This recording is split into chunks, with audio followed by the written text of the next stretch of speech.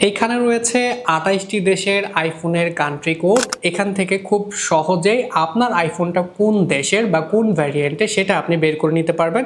অথবা আপনি যদি একটা নতুন কিংবা পুরনো আইফোন কিনতে চান, তখন এই লিস্টটা আপনার কাছে থাকলে আপনি জেনে নিতে পারবেন আপনার আইফোনটা কোন দেশের। সো চলুন কিভাবে আপনি এটা বের করতে পারেন আপনার ফোন থেকে সেটা দেখিয়ে দিচ্ছি। এইখানে প্রতিটা দেশের নামের পাশে আপনারা দেখতে পাচ্ছেন একটা করে কান্ট্রি কোড দেওয়া আছে, যেরকম ইউএস এর পাশে রয়েছে LLA। এখন আপনি আপনার ফোনের সেটিংস অপশনে চলে আসবেন, দেন এখান থেকে জেনারেল, এরপর এখান থেকে অ্যাবাউট অপশনে ট্যাপ করে দিবেন।